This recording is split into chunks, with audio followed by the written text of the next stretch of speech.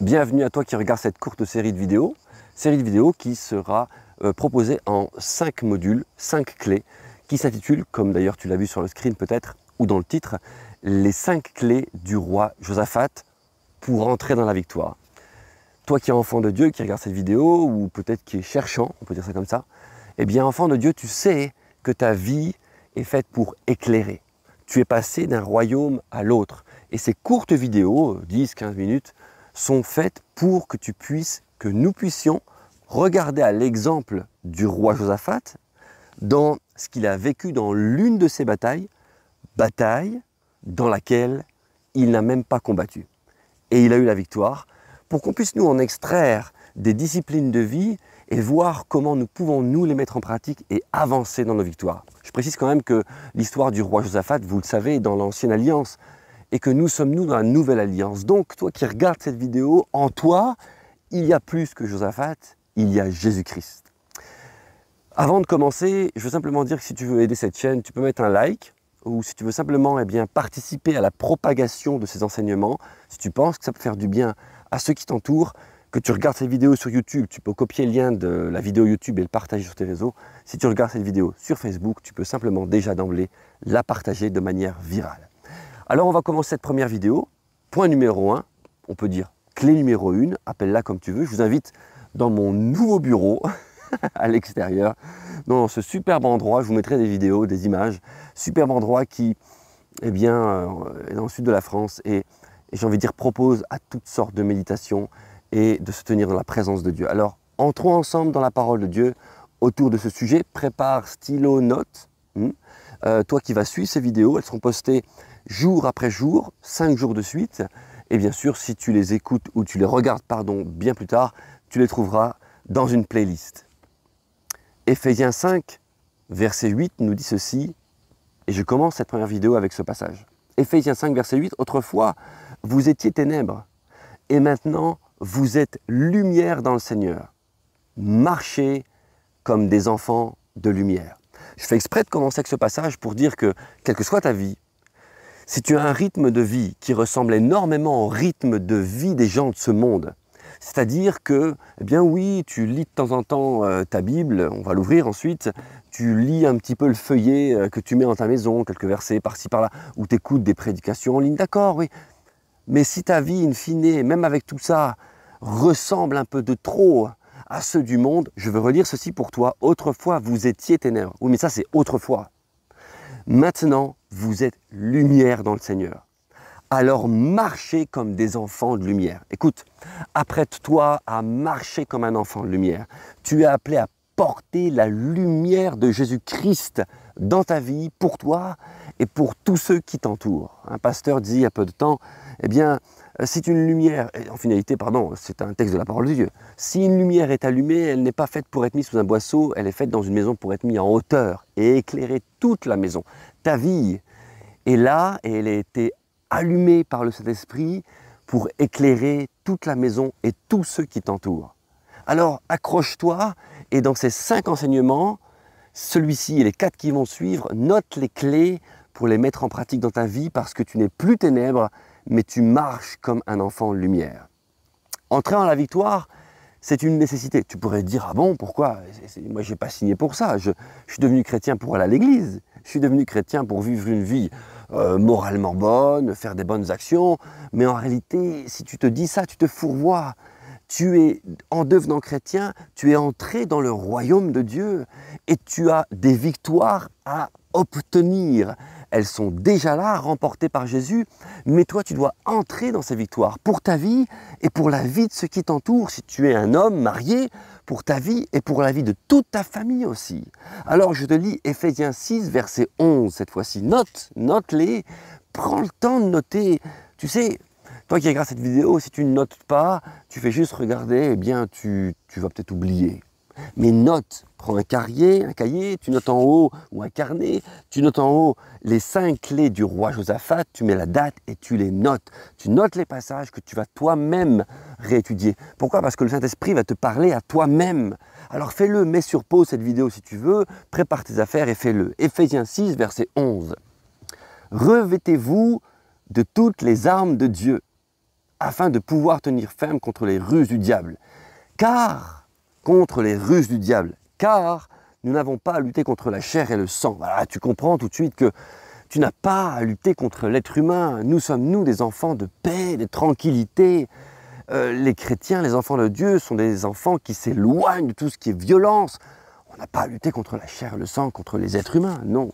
Mais, il y a un vrai combat à mener contre, il est dit ensuite, car nous n'avons pas à lutter contre la chair et le sang, mais contre les dominations, les autorités, les princes de ce monde de ténèbres, contre les esprits méchants dans les lieux célestes.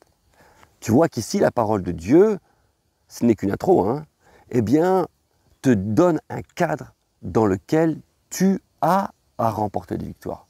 Dans ce cadre-là, tu es appelé à remporter des victoires. Ah bon? Oui, tu es appelé à vivre en paix avec les êtres humains, grande paix et même apporter la paix, mais dans le monde spirituel, tu es appelé à aller de victoire en victoire. Dans le combat de la foi, victoire pour toi, mais victoire aussi pour ceux qui t'entourent. Tu es appelé à rayonner. Je relis, car nous n'avons pas à lutter contre la chair et le sang, mais contre les dominations, contre les autorités, contre les princes de ce monde de ténèbres, contre les esprits méchants. Et dans les 5 clés qui suivent, eh bien, je voudrais que nous puissions voir comment, tout du moins en partie, entrer dans ces victoires. Comme introduction, je voudrais juste te dire aussi qu'il y a des versets qui nous plaisent, et je le sais, je t'en donnerai quelques-uns seulement, on aime les serrer sur nos cœurs. Romains 8, verset 37 par exemple, « Mais dans toutes ces choses, nous sommes plus que vainqueurs. » On aime dire on est plus que vainqueurs. Oui, mais en quoi? Oui, mais en quoi? Ou alors même, allez, un deuxième seulement, Romains 8, 31, « Que dirons-nous donc à l'égard de ces choses? Si Dieu est pour nous, qui sera contre nous? » Oui, mais en quoi? Donc, dans les clés qui vont suivre, dont la première est dans cette vidéo, je t'invite à te préparer à l'idée que tu devras peut-être changer d'optique, changer de paradigme dans ta vie et te dire maintenant, il faut que je sois conscient que ma vie change pour chercher la volonté de Dieu et aller de victoire en victoire. Alors, je vais commencer par le premier point d'une clé concrète. Et pour cela, on va lire, j'ai dit qu'on ouvrirait la parole de Dieu, nous allons lire un texte dans 2 Chroniques 20. Alors on prendra de 1 à 24, vous pourrez tout lire chez vous, mais en finalité, nous lirons ici seulement une première partie, la partie du premier point. 2 Chroniques 20, prenez votre Bible, prends ta Bible, toi, si tu es frère et sœur du centre évangélique Concordia, prends ta Bible, et je suis heureux de te retrouver au travers de cette vidéo, et nous allons lire 2 Chroniques 20, et simplement, on va commencer au verset 1, et nous allons aller jusqu'au verset 6 dans cette vidéo. Par la suite, les Ammonites et les Moabites, renforcés des Méunites, entrèrent en guerre contre Josaphat. On vint l'annoncer au roi. Alors Josaphat était le roi du royaume de Juda à ce moment-là. Vous savez, c'est le moment où il y a eu un schisme, une séparation entre Roboam et Jéroboam, surtout entre Israël et Juda, le royaume de Juda. Donc, il dit ceci, on vint l'annoncer au roi. Une armée nombreuse marche contre toi, lui dit-on. Elle est venue depuis l'autre côté de la mer Morte, du pays d'Édom, et se trouve maintenant à Hazazon Tamar, c'est-à-dire En-Gedi. Pris de peur, Josaphat décida de consulter le Seigneur et imposa un jeûne à tout le royaume de Juda. Les Judéens vinrent de toutes les villes du pays et se rassemblèrent pour implorer l'aide du Seigneur. Josaphat, entouré des habitants de Jérusalem et de tous les autres Judéens, se plaça face à la cour neuve du temple et il pria ainsi. Et on va s'arrêter à ce texte simplement pour ce premier point. Ici, on voit qu'une guerre est annoncée, tout du moins un ennemi est annoncé au roi Josaphat. On vient lui donner les noms de l'ennemi et il se rend compte que c'est une armée nombreuse. Et on peut donc se dire ici, alors qu'on parle de victoire, mais que va nous apprendre ce texte, ce premier texte de Josaphat? On vient lui annoncer que l'ennemi est présent. Et tu sais, dans ta vie, l'ennemi est aussi présent. Peut-être ne se fait-il pas sentir. C'est ce que je voulais dire quand je disais peut-être que tu vis une vie tranquille, que tu vis une vie comme un long fleuve qui se coule tranquillement, doucement. Mais laisse-moi te dire que tu n'es pas appelé sur terre, en tout cas dans ta vie intérieure, dans ta vie spirituelle, à vivre un long fleuve tranquille. Dieu a pour toi préparé des œuvres bonnes. Et ces œuvres, pour y entrer, parfois, wow, il faut batailler. Et il faut aussi faire des choix. Ça demande du sacrifice. Et tu es fait pour que ta vie impacte celle des autres. L'ennemi est annoncé. Et dans ta vie, sous différentes formes, peut-être que l'ennemi ou l'épreuve s'est annoncé. Eh bien toi, tu es appelé à entrer dans la victoire. De quelle manière? Le premier point. On voit que Josaphat commence par déclarer un jeûne. Un jeûne, c'est un temps d'arrêt. C'est un temps de mise à part. C'est un temps où tu te mets à l'écart. Et pour ce premier point, je veux te dire le psaume 46, verset 10. 46, verset 10. Nous sommes en train d'étudier ici la première clé de ta vie, de ma vie. Il est dit en psaume 46, verset 10, « Arrêtez et sachez que je suis Dieu. Je domine sur les nations, je domine sur la terre. L'Éternel des armées est avec nous, le Dieu de Jacob est pour nous une haute retraite. » Arrêtez, arrêtez et sachez que je suis Dieu. J'ai envie de te poser cette question, tu peux y répondre toi derrière cette vidéo, je ne t'entendrai pas de toute manière. Tu peux y répondre au fond de ton cœur. Tu peux mettre la vidéo en pause et te dire, je vais franchement y répondre. C'est quand la dernière fois que tu t'es mis à part pour Dieu, vraiment? Tu vois, je ne te parle pas d'aller à l'église, c'est une très bonne chose. Je ne te parle pas d'aller le dimanche matin aux célébrations. Je ne te parle pas d'aller aux rencontres de prière, seulement ces choses-là. Oui, c'est bien. Mais c'est quand la dernière fois où, personnellement, tu t'es dit, tiens, je vais prendre un jour ou 2 jours, ou je vais prendre quelques soirs dans la semaine, ou quelques semaines où je vais jeûner de feuilletons, je vais jeûner de bouquins, je vais jeûner de loisirs, je vais jeûner de quelque chose qui me tient à cœur, et je vais me mettre à part pour Dieu. Ici, Josaphat le fait parce qu'il entend qu'il y a un ennemi. Mais comme je l'ai dit, ou je veux le redire, il y a dans ta vie plus que Josaphat, plus que le roi Josaphat. Le roi Josaphat, c'est une histoire qu'on extrait de l'Ancienne Alliance, de l'Ancien Testament, mais tu vis sous la Nouvelle Alliance. Donc, il y a en toi Jésus-Christ plus que Josaphat, plus que ce roi-là. Tu es appelé à prendre cet exemple et à aller plus loin. Tu n'es pas appelé comme ce roi à attendre qu'un ennemi se présente ou une épreuve. Tu es appelé à vivre, nous sommes appelés à vivre régulièrement, prêts à entrer dans notre victoire. Notre vie est appelée à aller de victoire en victoire. Est-ce que ta vie va de victoire en victoire? Est-ce que tu as l'impression, comme Paul le dit à un moment donné, que le Saint-Esprit te transforme à l'image de Jésus de gloire en gloire? Quoi, tu as l'impression que la courbe, elle monte dans ta vie, ou qu'elle stagne, ou qu'elle descend? Ce premier point, on pourrait l'intituler « Une mise à part de Josaphat et du peuple ». Une mise à part de ta vie. C'est quand la dernière fois que tu t'es pas mis à part? Psaume 46, verset 10, « Arrêtez ». Tout commence par s'arrêter. Tu vois, je ne te dis pas de t'arrêter et de t'éloigner de l'église. C'est souvent pas bon signe quand quelqu'un dit « Je vais m'arrêter, je vais faire un temps de pause, je vais quitter l'église ou arrêter de venir à l'église pendant quelques mois. » Ça c'est mauvais signe. Je te dis de t'arrêter par rapport à tout le reste de ta vie.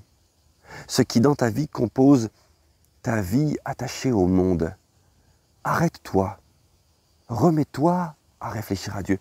Trouve un endroit comme celui-ci. Je ne te dis pas de venir dans le sud de la France. Moi j'habite dans le nord de la France et j'ai des petits chemins derrière dans lesquels je vais le matin tôt, plus tôt que mon travail. Et puis je vais marcher pour arrêter les bruits de ce monde. Je veux te dire que Dieu ne te criera pas après, Dieu ne va pas hurler, Dieu ne va pas hausser le ton de la voix. La parole de Dieu dit, Dieu parle tout le temps, tantôt d'une manière, tantôt d'une autre, mais on n'y prête pas garde. Dieu ne va pas hausser le ton de la voix pour que tu l'entendes. Dieu mérite, écoute bien ça, Dieu mérite que tu baisses le volume des bruits de ce monde, de ta vie, pour entendre sa voix. Ça fait combien de temps? Peut-être tu te dis, mais j'ai pas besoin, tout va bien dans ma vie. Écoute, je suis bien comme ça. Fais attention que la fainéantise spirituelle, l'oisiveté, n'entre pas dans ta vie. Tu pourrais te dire, oui, mais c'est toi, Sam, le pasteur, le responsable, ou les autres sont anciens, ou c'est pas à moi. Fais attention. Garde bien l'huile dans ta vie en route et le stock d'huile nécessaire de peur qu'au moment où Jésus reviendra, tu risques de ne pas être prêt. Entre dans ta vie. N'as-tu pas soif de plus? Alors cette première clé est la suivante. Nous devons reprendre l'habitude de nous mettre à part. Sais-tu que Jésus le faisait? Il est dit que Jésus partait dans des lieux déserts pour se mettre à part. Jésus, lui qui avait l'ADN du Fils de Dieu, se mettait à part. Il est dit qu'il passait même parfois des nuits à prier. Il se mettait à part. Pourquoi? Lui qui était Fils de Dieu, qui avait l'ADN, pourquoi avait-il besoin de se mettre à part? Eh bien, parce qu'il était devenu, comme toi et moi, un être humain.